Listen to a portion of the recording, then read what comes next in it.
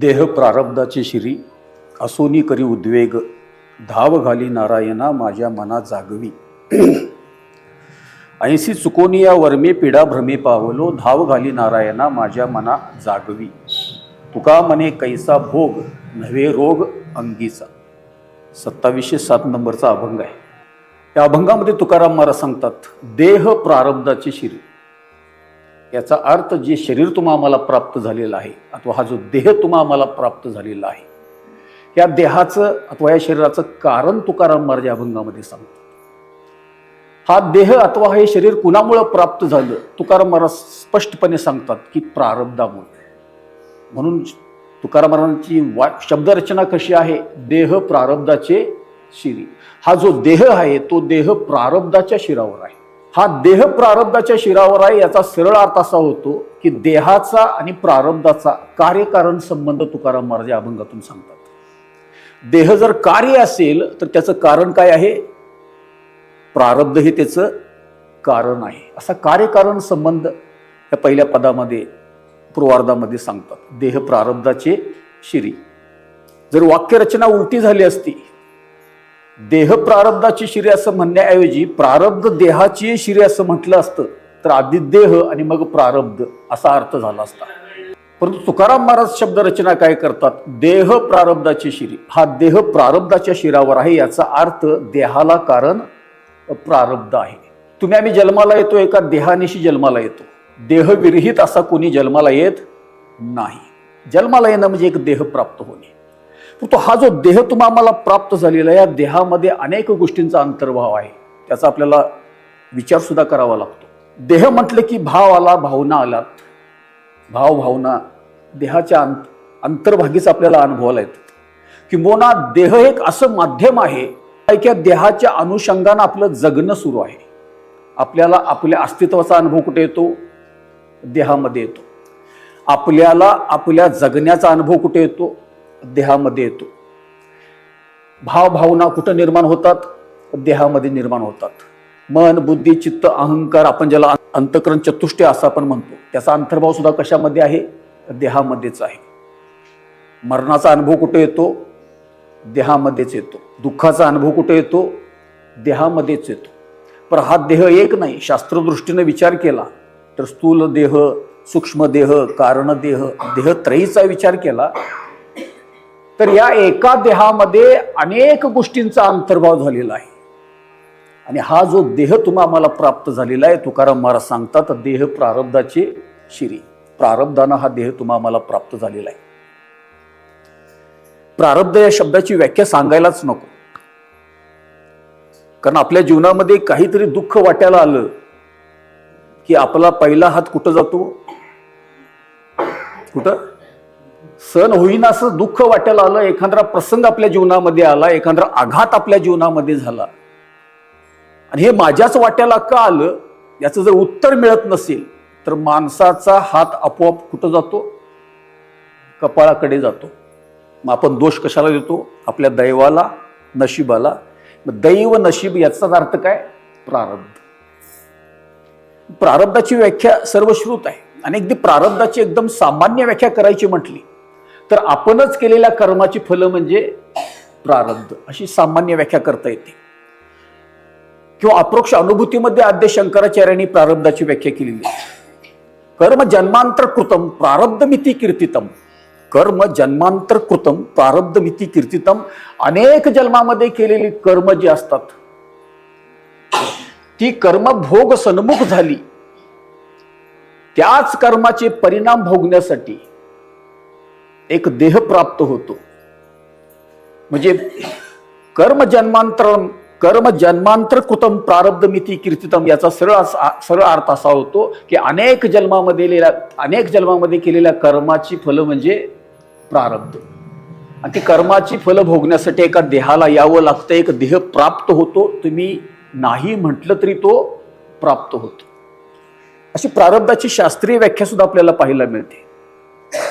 या प्रारब्धाचा मानवी जीवनावर किती प्रभाव आहे हो? तुकाराम महाराज सांगतात प्रारब्धाची जोडे धन, प्रारब्धाची वाडे मान, प्रारब्धाची होय सुख, प्रारब्धाची पावे दुःख प्रारब्धेची भरे पोट तुका करीना बोभाट. प्रारब्धाचा फार मोठा परिणाम मानवी जीवनावर आहे. आपण तो लक्षात घेत नाही इतकंच, किंवा आध्यात्मिक दृष्टीनं आपण त्याचं विश्लेषण करत नाही. पण मानवी जीवनामध्ये सुखदुःखाचे निरंतर अनुभव येतात, अथवा हे द्वंद्वात्मक जीवन तुम्हाला जगावं लागतं. ह्या पाठीमागची कारण मीमांसा आपल्याला करता येत नाही का, याचं आध्यात्मिक दृष्टीनं विवेकातून आम्ही याचं कधीच विश्लेषण करत नाही. संतांनी ते करून ठेवलेलं आहे. प्रारब्धाचा प्रभाव मानवी जीवनावर किती आहे, अनेक अभंगामध्ये, संत वाङ्मयामध्ये, शास्त्रामध्ये याचा फार विपुल विचार केलेला आपल्याला पाहायला मिळतो.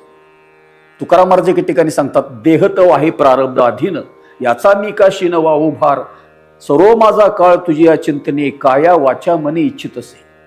देह तव आहे प्रारब्धा अधीन, हा देह प्रारब्धाच्या अधीन आहे म्हणतात. फार व्यापक विचार संत वाङ्मयामध्ये आपल्याला आढळतो आणि शास्त्रामध्ये आढळतो. तुकाराम महाराज तर सरळ सांगतात, देह प्रारब्धाची शिरी. आपलं जे जीवन आहे, आपलं जे जगणं आहे, आपलं यावत अस्तित्व की जे आपल्याला या देहामध्ये अनुभवाला येत आहे, हा जो देह आहे, हा देह प्रारब्धानं प्राप्त झालेला आहे. देह प्रारब्धाचे श्री, देहाचा आणि प्रारब्धाचा कार्यकारण संबंध सांगतात अभंगामध्ये. बऱ्याच वेळेला संत वाङ्मयावर अशी टीका केली जाते, किंवा शास्त्रावर अशी टीका केली जाते, किंवा विशेषतः जी पुरोगामी विचारसरणीची लोक असतात अथवा बुद्धिप्रामाण्यवादी जी लोक असतात, त्यांचं असं म्हणणं आहे की प्रारब्ध वगैरे नावाचा प्रकार नसतो. असं कुणाचं म्हणणं आहे? बुद्धिप्रामाण्यवादी, फक्त बुद्धीनं विचार करणारी लोक असतात. प्रत्यक्ष प्रमाण दिसतंय त्यालाच खरं म्हणायचं, अशी जी प्रवृत्ती असते, अशी जी बुद्धिप्रामाण्यवादी लोक असतात, त्यांना हे प्रारब्ध वगैरे पटत नाही. ते अशी टीका करतात की सगळं काही माणसाच्या हातामध्ये असतानाच मनुष्य स्वतःला घडवू शकतो. असं असताना सुद्धा हे प्रारब्ध वगैरे मानायची गरज काय, अशी संत वाङ्मयावर टीका केली जाते. आणि त्या लोकांनी, बुद्धिप्रामाण्यवादी लोकांनी असाही शोध लावलेला आहे की नसलेलं प्रारब्ध संतांनी दाखवलं. आणि त्याची कारण मीमांसा करताना ही बुद्धिप्रामाण्यवादी लोक सांगतात की बऱ्याच वेळेला मानवी जीवनामध्ये जे दुःख सहन करावी लागतात, मानवी जीवनामध्ये जे आघात होतात, बऱ्याच वेळेला मानवी जीवनामध्ये अशी काही दुःख येतात की ती सोसण्याच्या पलीकडे असतात. सगळीच दुःख आपल्याला सोसता येतात असं नाही. काही काही दुःख अतीव असतात, सोसता येत नाहीत. ऊर बडवून घेण्यासारखं दुःख आपल्या वाट्याला कधी कधी येतं. मग ते दुःख हलकं करायचं असेल तर ते दुःख कुणाच्या तरी माथी मारलं पाहिजे. मग कुणाच्या माथी मारावं? प्रारब्धाच्या माथी मारावं. याचा अर्थ काय होतो? मग एक आपल्याला प्राप्त झालेलं दुःख कुणाच्या तरी माथी मारलं की आपलं दुःख काय होतं? हलकं होतं. मग मानवी जीवनामध्ये मनुष्याला प्राप्त झालेली दुःख हलकी करण्यासाठी प्रारब्ध नावाचा प्रकार संतांनी आणला, अशी टीका बुद्धिप्रामाण्यवादी लोक करतात. वास्तविक प्रारब्ध वगैरे काही नाही असं ते बुद्धिप्रामाण्यवादी अथवा पुरोगामी लोकांचं म्हणणं आहे. तो बुद्धिप्रामाण्यवाद फक्त मानवी जीवनाची गुंतागुंत पाहिली, मानवी जीवनाची सूक्ष्मता पाहिली. मानवी जीवनाची गुंतागुंत इतकी आहे की मानवी जीवनाची सूक्ष्मता अजून विज्ञानालाही कळलेली नाही. पण बुद्धिप्रामाण्यवादी लोक काय म्हणतात, इकडं लक्ष कधीही मनुष्यानं देऊ नये. जीवनाची समग्रता काय आहे, जीवनाची सम्यकता काय आहे, मानवी जीवन किती सूक्ष्म आहे, किती गुंतागुंतीच आहे, ते अतिंद्रिय आयामामध्ये किती राहतं, इंद्रिय आयामामध्ये ते किती राहतं. जीवनाच्या समग्रतेचा विचार, जीवनाच्या समग्रतेचा अनुभव जर खऱ्या अर्थानं कुणाला आला असेल तर संतांना आलेला आहे. संत प्रतिभावंत आहेत, अनुभूतीच्या उच्च आयामामध्ये संतांचा प्रवेश झालेला आहे. आणि अशा संतांनी मानवी जीवनाचा सूक्ष्म अभ्यास केलेला नव्हे, मानवी जीवनाच्या सूक्ष्म स्तरापर्यंत जाऊन मानवी जीवनाचा समग्रतेनं वेध कुणी घेतला असेल तर संतांनी घेतलेला आहे. संत प्रारब्ध सांगतात ना, कर्मविपाकाचा सिद्धांत सांगतात ना, तो मानावा लागतो. त्याशिवाय आपल्या मानवी जीवनामध्ये जी गुंतागुंत आपल्याला पाहायला मिळते त्याची उत्तर आपल्याला सापडत नाहीत. जे प्रतिभावंत संत आहेत, ज्यांनी जीवनाच्या समग्रतेला जाणलेलं आहे, त्यांच्यावर नेहमी आपण श्रद्धा ठेवावी.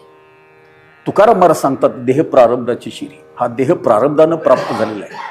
प्रारब्धाची व्याख्या आपण पाहिली. प्रारब्ध याचा अर्थ आपणच केलेल्या कर्माची फल भोगणे, याला काय म्हणायचं? प्रारब्ध. किंवा कर्म जन्मांतर कृतम प्रारब्ध मिती कीर्तितम. अनेक जन्मामध्ये केलेल्या कर्माची फल म्हणजे प्रारब्ध. आता प्रारब्धाची व्याख्या परत सांगायला नको.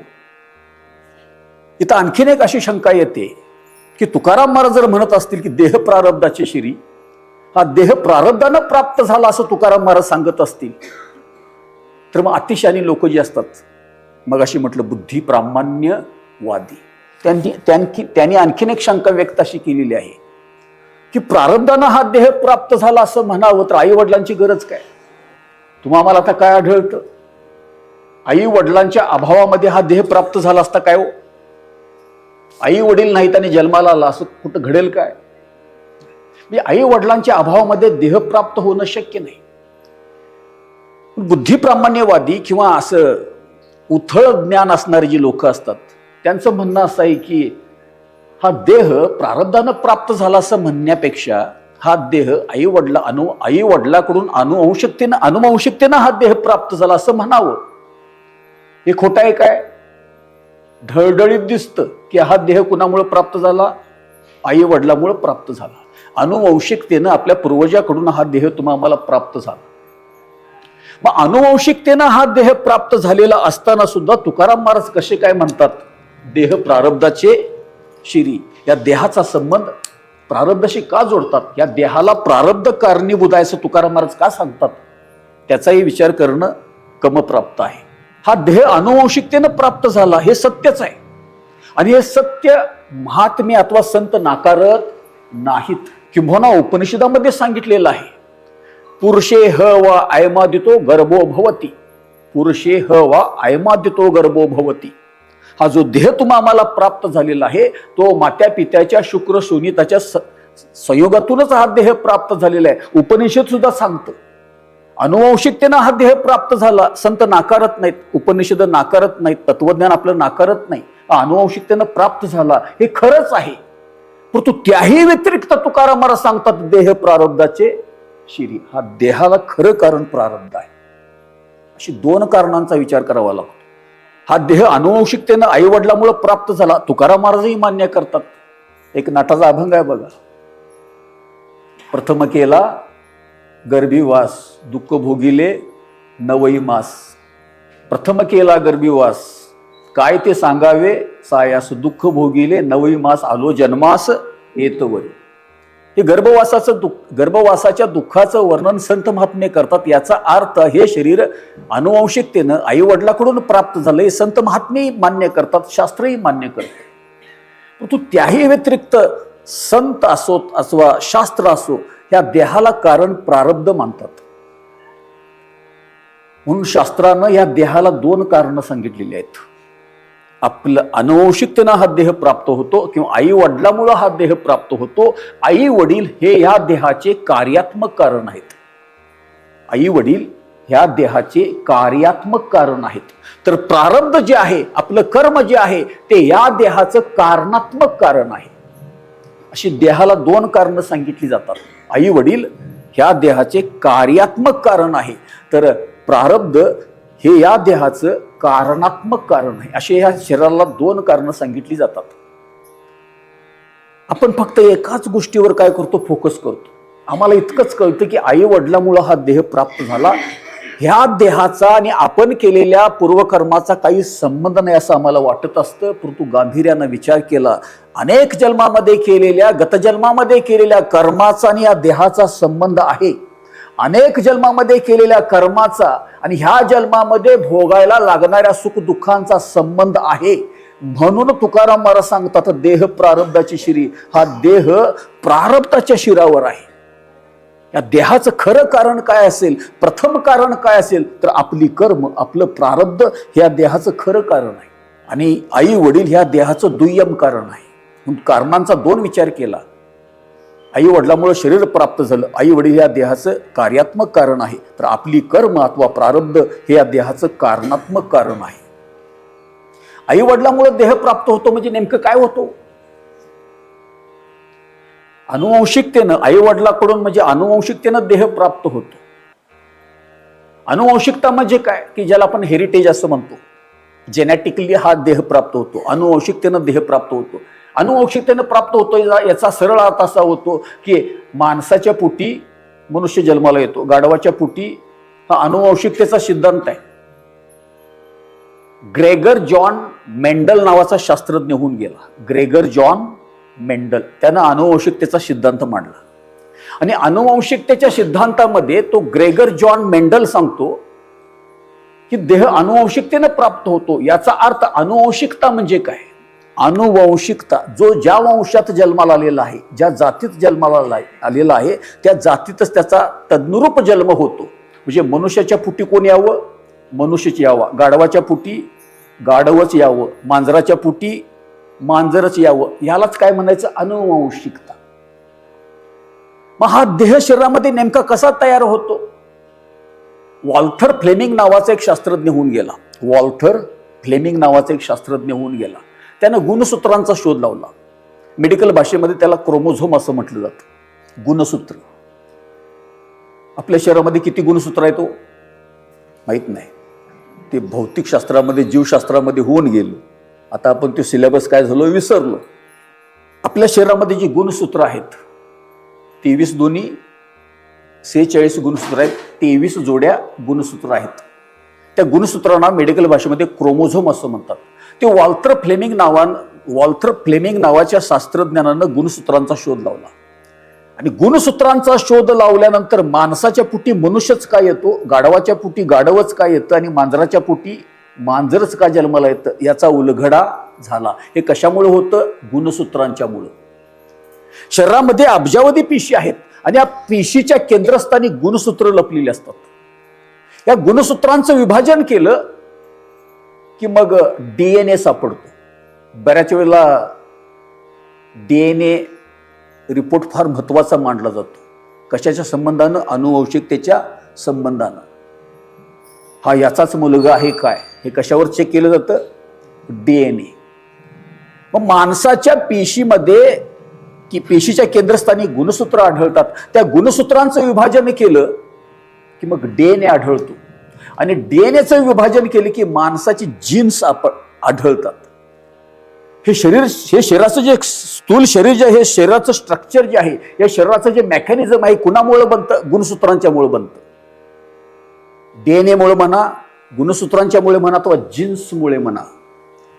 आई वडील काय करतात? फक्त एक प्रतिकृती तयार करतात. प्रतिकृती कशामुळे तयार होते? माणसाच्या पोटी माणसाचीच प्रतिकृती कशामुळे निर्माण होते? माणसाच्या पोटी मनुष्यच काय येतो? गुणसूत्रांच्यामुळे. गुणसूत्र काय करतात? अनुवंशिकतेनं हुबेहूब प्रकृती तयार करतात. म्हणून कधी माणसाच्या पोटी गाढव जन्माला येत नाही. हे गुणसूत्रांचं कोडिंग असतं. जीन्स असतात ना, ते कोड दाखवत असतात. ते स्ट्रक्चर कसं पाहिजे, माणसाच्या पोटी माणूसच जन्माला आलं पाहिजे, हे गुणसूत्रांच्यामुळे ठरतं. आणि गुणसूत्र अनेक पिढ्यानं काय होत असतात? संक्रमित होत येत असतात.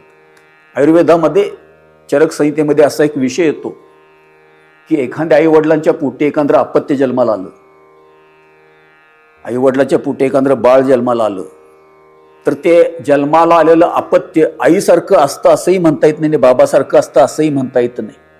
बऱ्याच वेळेला जन्माला आलेलं अपत्य मागच्या 7 पिढीचं कुठलाही गुण घेऊन जन्माला येतं. म्हणजे तुमच्या आमची अपत्य जे जन्माला येतं ते अपत्य मागच्या 7 पिढीची गुणसूत्र अथवा मागच्या 7 पिढीचे गुण घेऊन जन्माला येऊ शकतं. हे सिद्ध झालेली गोष्ट आहे. जन्माला आलेलं मुलं आईसारखंही बऱ्याच वेळा दिसत नाही आणि बाबासारखंही दिसत नाही. ते आजासारखं असतं अथवा खापरपंजासारखं असतं. जन्माला आलेल्या मुलामध्ये आईचेही काही गुण दिसत नाहीत, बाबाचेही काही गुण दिसत नाहीत. जन्माला आलेल्या मुलामध्ये बऱ्याच वेळेला खापरपंजाचे गुण दिसतात. म्हणून बऱ्याच वेळेला कट्ट्यावर बसलेल्या माणसं म्हणतात बघा, आजा पोटाला आला. कुठल्या अर्थानं म्हणतात तो? हे अनुवंशिकतेने आलेले काय आहेत? गुण आहेत. 7 पिढीचे गुण संक्रमित होत होत येत असतात. एखाद्या अपत्यामध्ये कुठल्या पिढीचे गुण येतील सांगता येत नाही. हे कशामुळे घडतं? गुणसूत्रांच्यामुळे घडतं.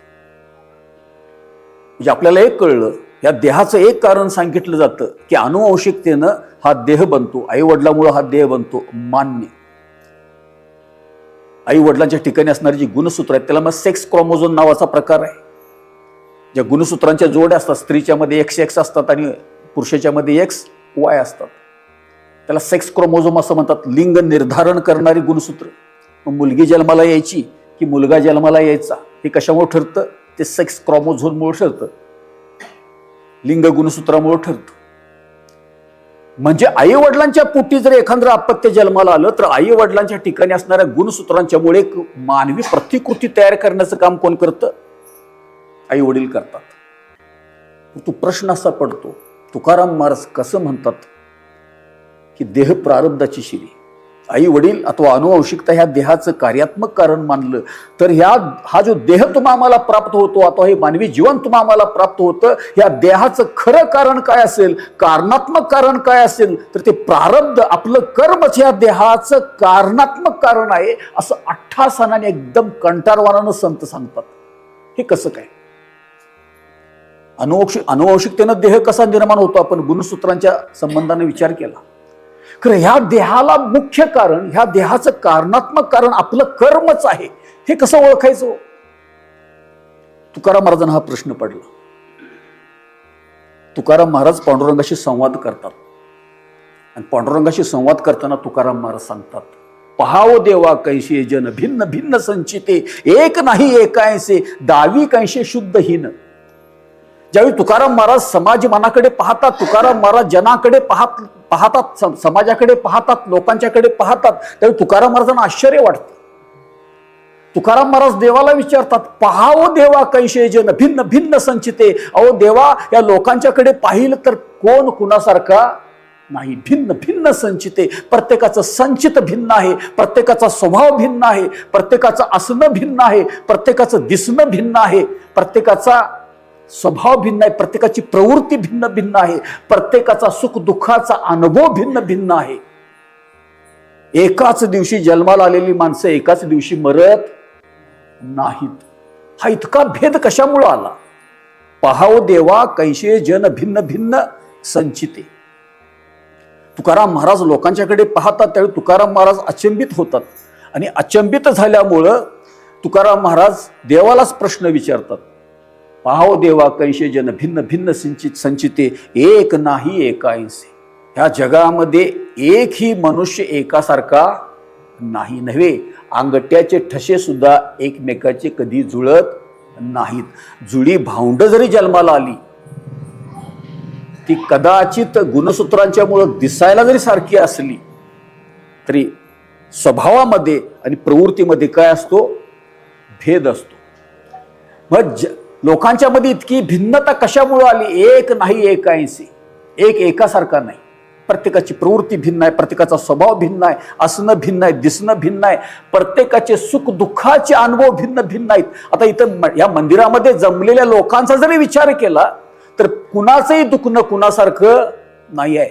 प्रत्येकाच्या आयुष्यामध्ये सुख दुःख जी वाट्याला येतात किंवा प्रत्येकाचे सुख दुःखाचे जे भोग असतात, प्रत्येकाच्या जीवनावर होणारे जे आघात असतात, त्या आघातातून निर्माण होणारे सुख दुःखाचे अनुभव असतात, ते अनुभव एक कुणाचेही समान नसतात. प्रत्येकाचं जगणं भिन्न आहे, प्रत्येकाचा सुख दुःखाचा अनुभव भिन्न भिन्न आहे, एक एकासारखा नाही.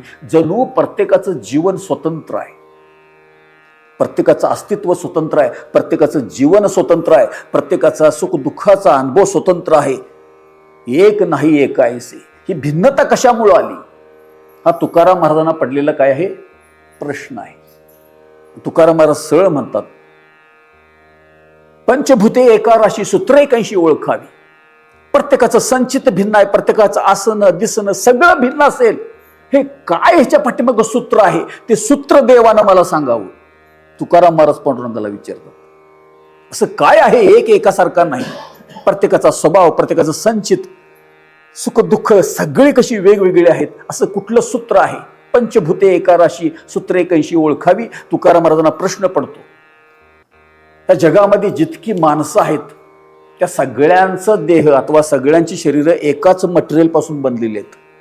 पृथ्वी, आप, तेज, वायू, आकाश. सगळ्यांची शरीर पंचमहाभौतिक आहेत.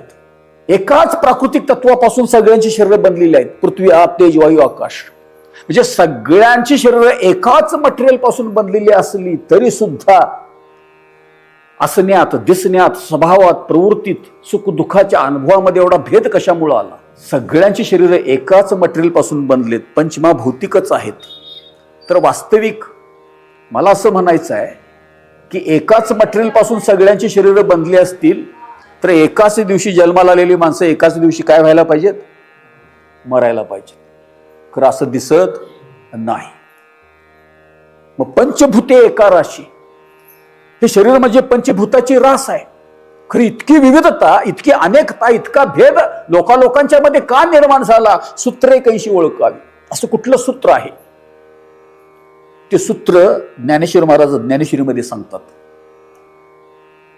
जेत जया जे कर्मसूत्र मांडून ठेविले स्वतंत्र, तो तेची गती पात्र होऊ लागे. प्रत्येकाचं कर्मसूत्र काय आहे? वेगळं आहे. आणि प्रत्येकाचं कर्मसूत्र आणि त्या कर्मसूत्रालाच प्रारब्ध असं म्हटलं जातं. प्रत्येकाचं कर्मसूत्र वेगळं आहे, प्रत्येकाचं प्रारब्ध वेगळं आहे, म्हणून एक नाही एकाऐसे. प्रत्येकाची प्रवृत्ती भिन्न आहे, प्रत्येकाचा स्वभाव भिन्न आहे, प्रत्येकाचे सुख दुःखाचे अनुभव भिन्न भिन्न आहेत. लहान मुलं कधीतरी गमतीनं म्हणतात, म्हणजे अविवेकी माणसं गमतीनं म्हणतात की ह्याच घरामध्ये मी जन्माला का आलो, ह्याच आई वडिलाच्या पोटी जन्माला का आलो? उत्तर नसतं त्याला. बऱ्याच वेळेला मी सांगून जातो की दुःख दोन प्रकारची असतात. की एखाद्या दुःखाचं कारण आपल्याला कळतं. रस्त्यावरून चालताना ठेच लागली, त्याची कारण मीमांसा करता येते. का ठेच लागली? पायात चप्पल घातलं नाही किंवा खाली बघून चालला नाही. ज्या दुःखाची कारण सांगता येतात त्यांना द्रष्ट किंवा ते अद्रष्ट किंवा ते प्रारब्धाधीन दुःख म्हणता येत नाही. ज्या दुःखाची कारण सापडतात, सगळीच दुःख तुमच्या आमच्या वाट्याला येतात, ती प्रारब्धाने येतात असं म्हणता येत नाही. ठेच लागली म्हणजे ते प्रारब्धाधीन गोष्ट असं म्हणता येत नाही. खरं मानवी जीवनामध्ये काही दुःख अशी वाट्याला येतात की त्याची कारण मीमांसा करता येत नाही. हे माझ्याच वाट्याला का आलं? हे भोग माझ्याच वाट्याला का आलेत?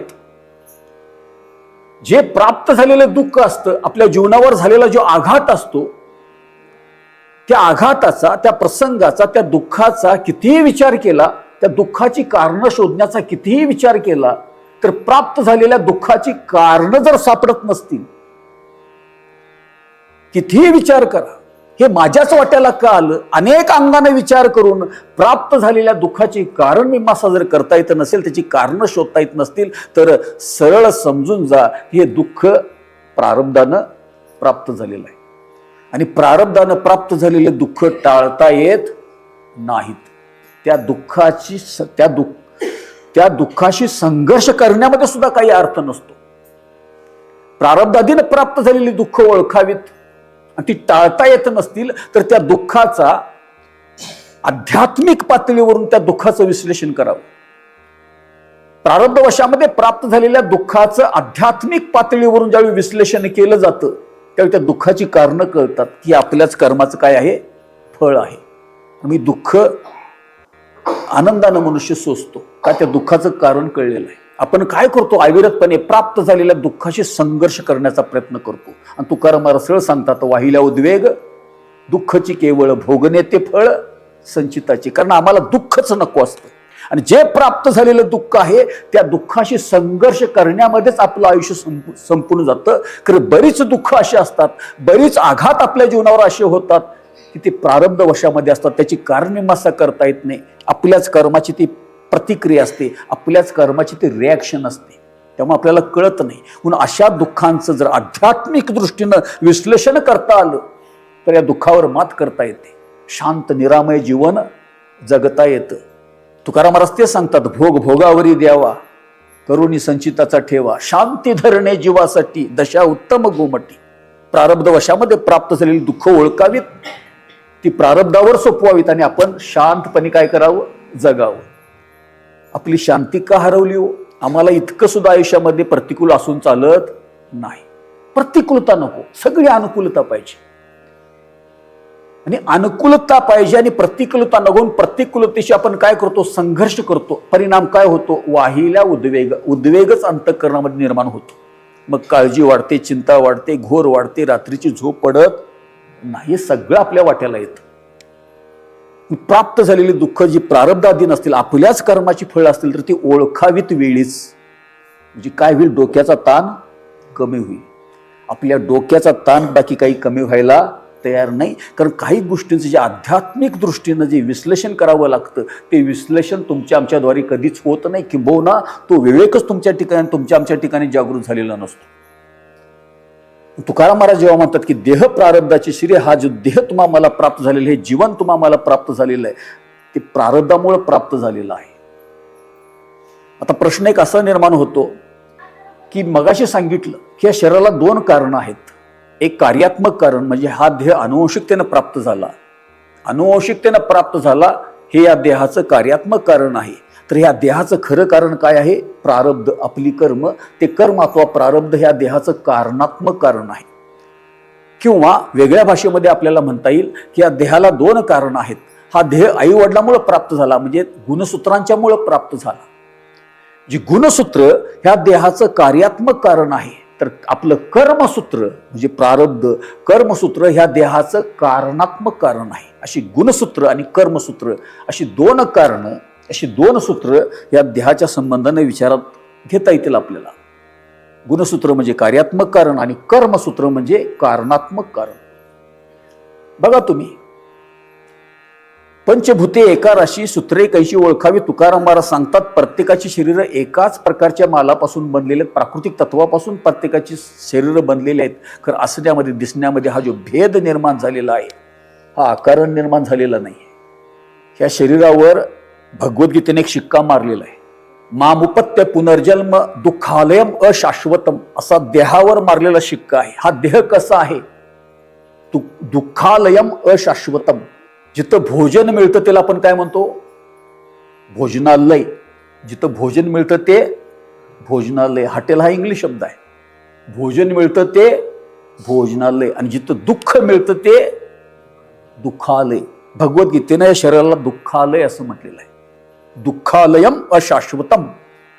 या शरीराची ओळख करून देताना भगवद्गीता सांगते, एकतर शरीर हे अशाश्वतम, म्हणजे हे टिकणार नाही. आणि टिकणार कुठपर्यंत आहे?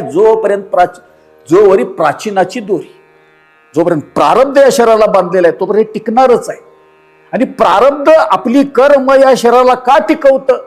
तर नाना भोगाची संचिते करून ठेविली आईते. किंवा त्याचाच अनुवाद करताना तुकाराम महाराज सांगतात, दुःखालयम अशाश्वतम अशी भगवद्गीता सांगते. तुकाराम महाराज सांगतात, देह मृत्यूचे भातुके, कळो आले कौतुके, काय मानियेले सार, हेची आश्चर्य वाटत असे, नाना भोगाची संचिते करून ठेविली आईते. हे मृत्यूचं भातुक आहे. ह्याची वेळ आली की हे जाणार आहे. परंतु जाण्या अगोदर काय करावं लागतं? आपल्या कर्माचे भोग ह्या शरीरामध्ये राहूनच काय करावे लागतात? भोगावे लागतात. भोग सरले की मरण आपोआप येतं.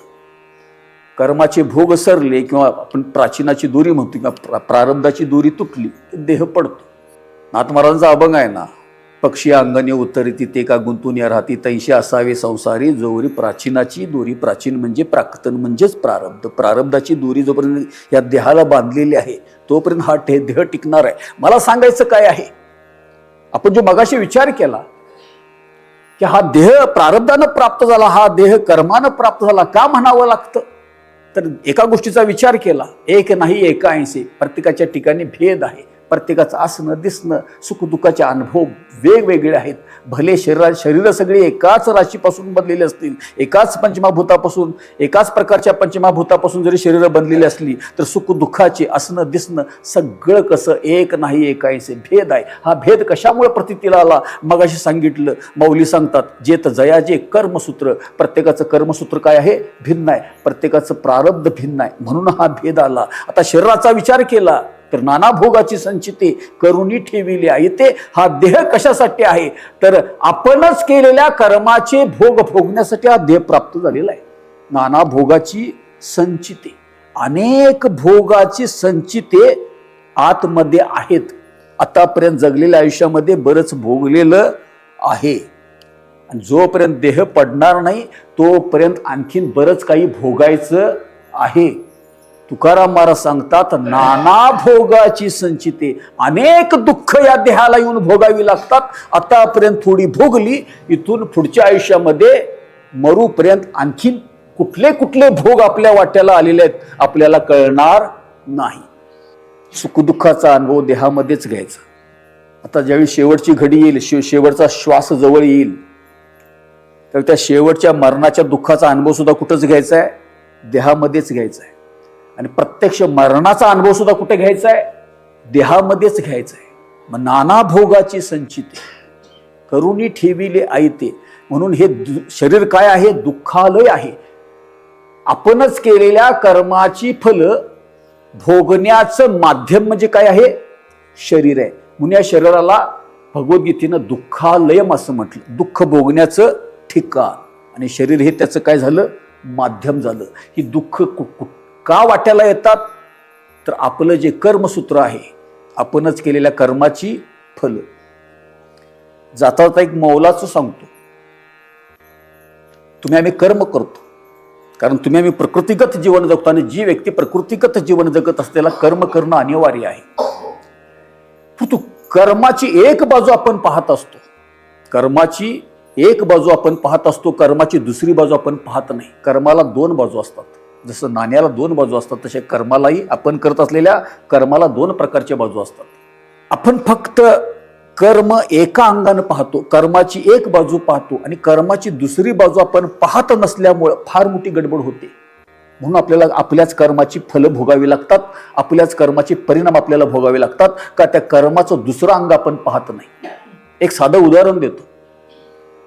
पाण्यावर जर काठी मारली तर पाण्यावर काठी मारणं ही क्रिया झाली, कर्म झालं.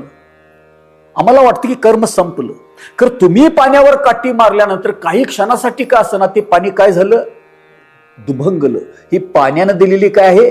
प्रतिक्रिया आहे. पाण्यानं दिलेलं रिॲक्शन आहे. पण अतिशय सामान्य भाषेमध्ये सांगायचं, सगळ्यांना कळेल अशा भाषेमध्ये सांगायचं म्हटलं तर कर्माची दोन अंग असतात, क्रिया आणि प्रतिक्रिया. क्रिया आणि प्रतिक्रिया, ऍक्शन आणि रिॲक्शन. आपण फक्त ऍक्शन पाहतो, रिॲक्शन पाहत नाही. आपण फक्त क्रिया पाहतो, प्रतिक्रिया पण पाहत नाही. आपलं प्रतिक्रियेकडे लक्ष जास्त नसतं, रिॲक्शनकडे लक्ष जास्त नसतं. मी सरांना एक जाता शिवी दिली. जाता काय दिली? शिवी दिली. शिवी देणं हे काय आहे? वाचिक कर्म आहे. खरं त्यात मी केलेल्या ह्या वाचिक कर्माची प्रतिक्रिया मला भोगावी लागते. कारण इथं आल्यानंतर हे मला चहाला बोलवतात आणि मी जाता यांना शिवी दिली तर मला काय शिवी दिली, कर्म घडून गेलं.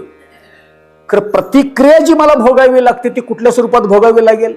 कारण इथं आल्यानंतर प्रतिक्रिया मला ते चहाला विचारतात. मी शिवी देऊन गेल्यानंतर मला पुढच्या वेळी चहाला बोलवतील का होते? ही माझ्या कर्मानं दिलेली काय आहे? प्रतिक्रिया. हे माझ्या कर्माचं प्राप्त झालेलं काय आहे? फल आहे. क्रिया आणि प्रतिक्रिया. आपण कर्माची एक बाजू पाहतो, क्रिया करून आपण मोकळं होतो. कारण मीच केलेल्या कर्मातून जी प्रतिक्रिया उमटणार आहे, मीच केलेल्या कर्माचा जो परिणाम मला भोगावा लागणार आहे, त्याचा मी कधीही विचार करत नाही. कर्म दोन्ही अंगानं पाहावं. एखाद्याचा अंतःकरण दुखावण्या अगोदर 10 वेळा विचार करावा की मी ह्यावर अन्याय करतो, ह्या व्यक्तीवर मी अन्याय करतो आहे. तर ह्या व्यक्तीच्या अंतःकरणामध्ये निर्माण झालेली प्रतिक्रिया आहे, ती प्रतिक्रिया मला आज ना उद्या बुमरँग म्हणून अथवा परिणाम स्वरूप मला भोगावीच लागणार नव्हे. तो परमात्मा नियामक त्याला म्हटलेला आहे. जीव नियम्य असेल तर तो परमात्मा नियामक आहे. आपणच केलेल्या कर्माचे परिणाम, प्रतिक्रिया आपल्याला भोगाव्याच लागतात. जोपर्यंत आपणच केलेल्या कर्माच्या प्रतिक्रिया, आपणच केलेल्या कर्माची फलं, आपणच केलेल्या कर्माचे परिणाम भोगून संपत नाही, तोपर्यंत तुम्ही केलेली जी कर्म असतात ती कर्म तुम्हाला बद्ध करतात. त्यालाच कर्म बंध असं म्हणतात. आणि ह्या कर्म बंधातून जीव जोपर्यंत मोकळा होत नाही तोपर्यंत जन्म मरणाच्या चक्रामध्ये त्याला फिरत राहावं लागतं. बऱ्याच वेळेला प्रश्न असा पडतो, कारण प्रारब्धाची अपरोक्ष अनुभूतीमध्ये आद्य शंकराचार्यांनी जी व्याख्या केलेली आहे, कर्म जन्मांतरम कृतम प्रारब्ध मिती कीर्तितम, अनेक जन्मामध्ये केलेल्या कर्माची फलं मनुष्याला भोगावी लागतात. आता स्वाभाविक विचार असा येतो की मागच्या महिन्यात केलेली कर्म आम्हाला आठवत नाहीत. आणि शास्त्र काय सांगतं, अनेक जन्मामध्ये केलेल्या कर्माची फलं भोगावी लागतात, त्यासाठी जन्माला यावं लागतं. आणि केलेल्या कर्माची फलं भोगावी लागतात सुख दुःखाच्या स्वरूपामध्ये. मग आम्हाला लहानपणी केलेली कर्म आठवत नाहीत, मागच्या महिन्यामध्ये केलेली कर्म आठवत नाहीत. आणि शास्त्र सांगतं की अनेक जन्मामध्ये केलेल्या कर्माची फलं तुला भोगावी लागतील आणि भोगण्यासाठी यावं लागेल वारंवार. मग आम्हाला मागचा जन्म आठवत नाही, मागचा जन्म आठवत नाही. आणि शास्त्र सांगतं कर्म जन्मांतर कृतम, अनेक जन्मामध्ये केलेल्या कर्माची फलं भोगावी लागतात. मागचा जन्म आठवत नाही, मग मागं झालेले अनेक जन्म आम्हाला कसे आठवणार. खरं शास्त्र या वचनावर ठाम आहे की अनेक जन्मामध्ये केलेली जी कर्म असतात त्या कर्माची फल अवश्यभावी भोगावे लागतात. तोपर्यंत तुम्ही केलेल्या कर्मातून जे कर्मबंध तयार होतात त्या कर्मबंधातून तुमची कधीही मुक्तता होत नाही. हे कसं काय बाबा, आम्हाला मागचा जन्म आठवत नाही आणि मग त्या जन्मामधली केलेली कर्म आम्हाला कशी आठवणार. आणि शास्त्र तर म्हणतं की अनेक जन्मामध्ये केलेली कर्म त्याची फलं भोगावी लागतात सुख दुःखाच्या स्वरूपामध्ये. ह्याला कशी मान्यता द्यायची, काय ह्याच्या पाठीमागे विचार असेल, काय ह्याच्या पाठीमागे सिद्धांत असेल. अनेक जन्मामध्ये केलेले कर्माचे भोग मनुष्याला भोगावे लागतात का, त्याचं उत्तर काय आहे.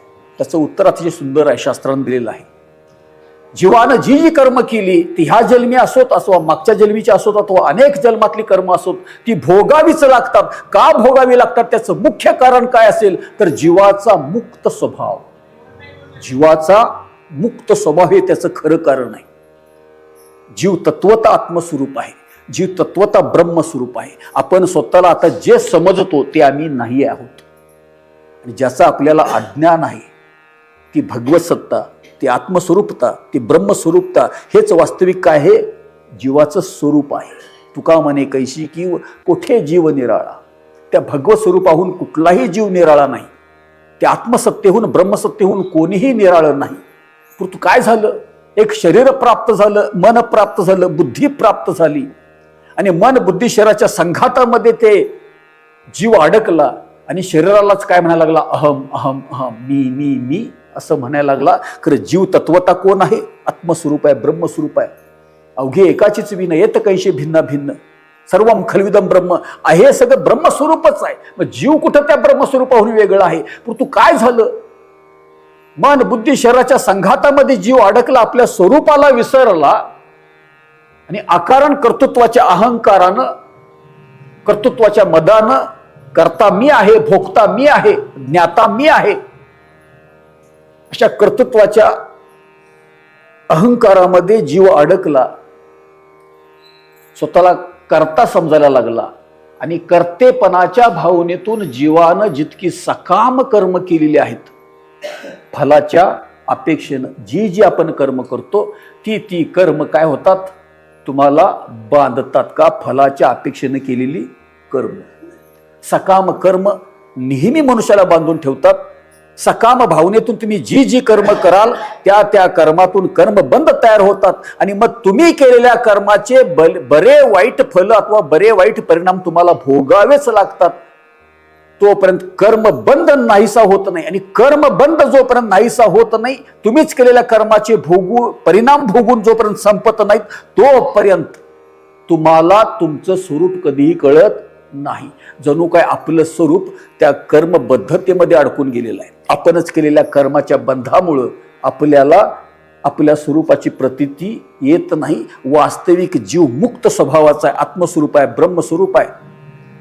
परंतु या प्रकृतीगत असणाऱ्या शरीराच्या संघातामध्ये येऊन स्वतःला करता समजायला लागला आणि कर्तेपणाच्या भावनेतून मी अमुक आहे, मी तमुक आहे अशी वेगळी ओळख अज्ञानानं जीवाची निर्माण झाली. आणि अज्ञान दशेमुळं, कर्तेपणामुळं जीवानं जी जी सकामतेनं कर्म केली त्या कर्माच्या बंधामध्ये जीव स्वतःच अडकला. परिणाम काय झाला, जीव स्वतःची खरी ओळख विसरला. मी आत्मस्वरूप आहे, मी ब्रह्मस्वरूप आहे हे विसर ओळखला. आता कर्माची गुंतागुंत, कर्मबद्धतेची गुंतागुंत जीवांतर निर्माण केलेलीच आहे.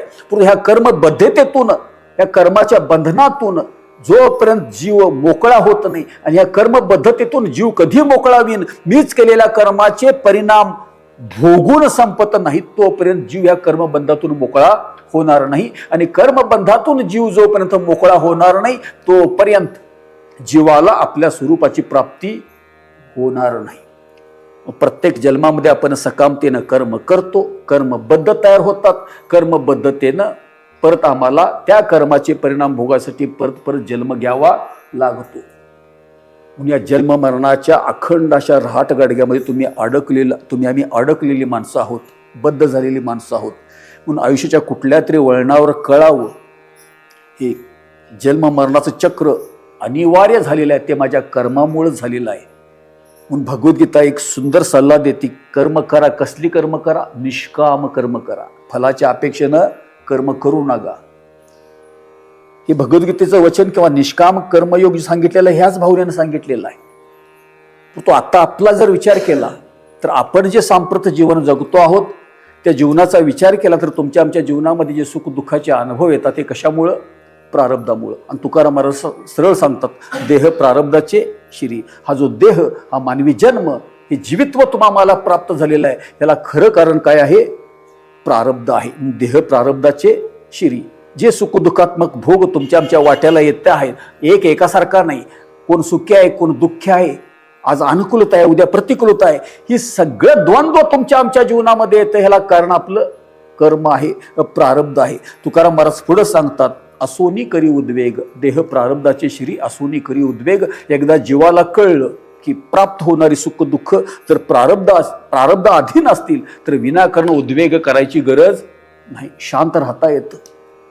प्राप्त झालेल्या दुःखांचं आध्यात्मिक दृष्टीनं विश्लेषण करून ती दुःख जर प्रारब्धाधीन असतील, कारण देहच प्रारब्धानं प्राप्त झालेला आहे, मग दुःखही प्रारब्धाधीन, देह प्रारब्धाधीन असतील तर देहामध्ये आल्यानंतर देहामध्ये जी सुख दुःख भोगावी लागतात तीही प्रारब्धाधीन असतील तर आकारण उद्वेग करायची गरज नाही. देह प्रारब्धाची श्री असोनी करी उद्वेग करू नये, उगच ऊर बडवून घेऊ नये. पुढे सांगतात, धाव घाली नारायणा माझ्या मना जागवी.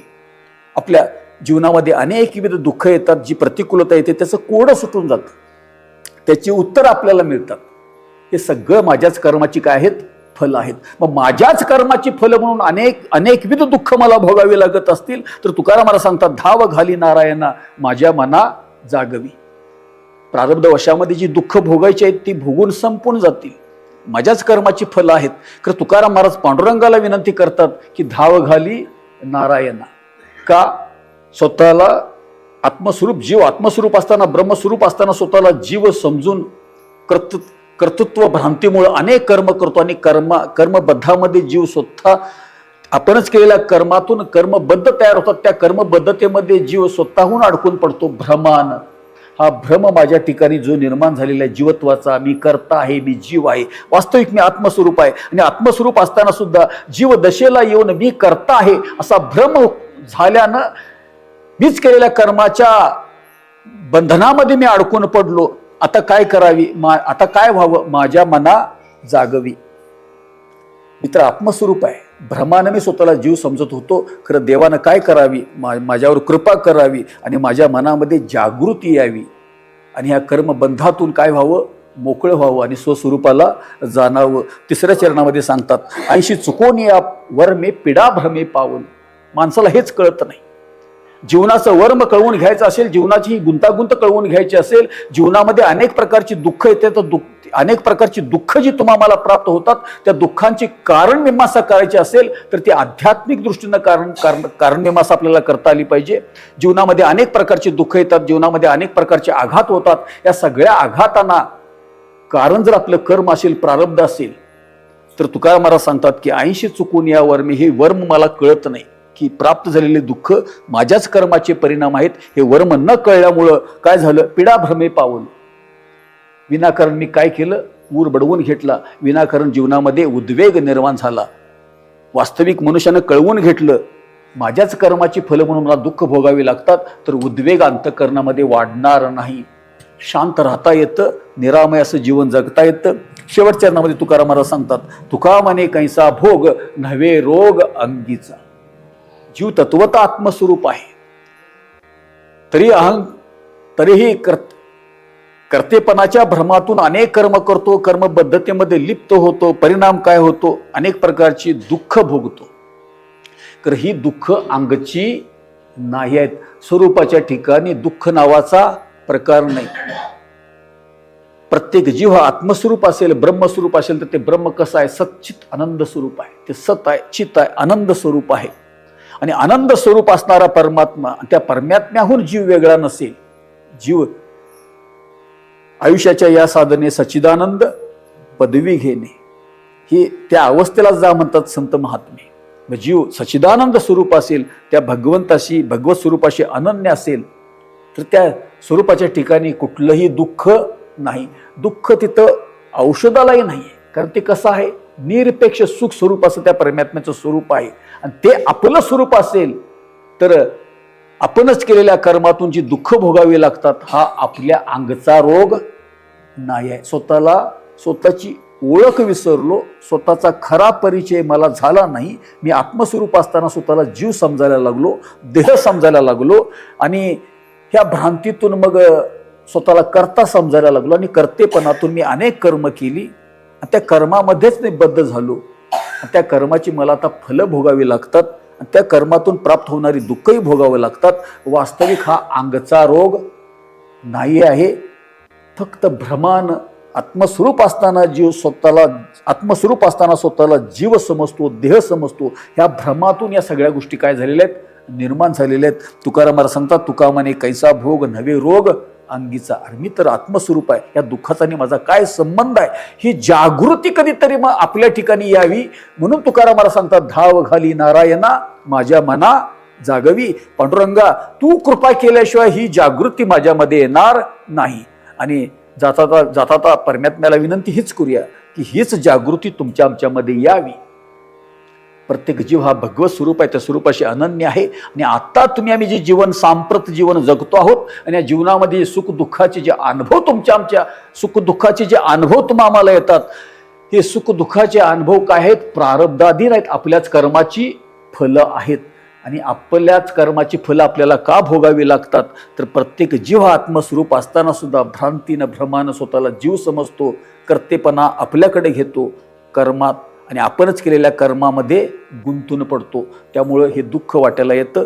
आणि हे कधीतरी कळवून घ्यावं, आणि आपल्या स्वरूपाच्या दिशेनं, त्या भगवत स्वरूपाच्या दिशेनं निष्ठेनं जाणं घडावं. तुकाराम महाराज ज्या न्यायानं म्हणतात, धाव घाली नारायणा माझ्या मना जागवी, ती जागृती तुमच्या आमच्या ठिकाणी यावी अशी परमेश्वराच्या चरणी प्रार्थना करून शिवेला पूर्णविराम देतो. पुंडलिक वरदार विठ्ठल श्री ज्ञानदेव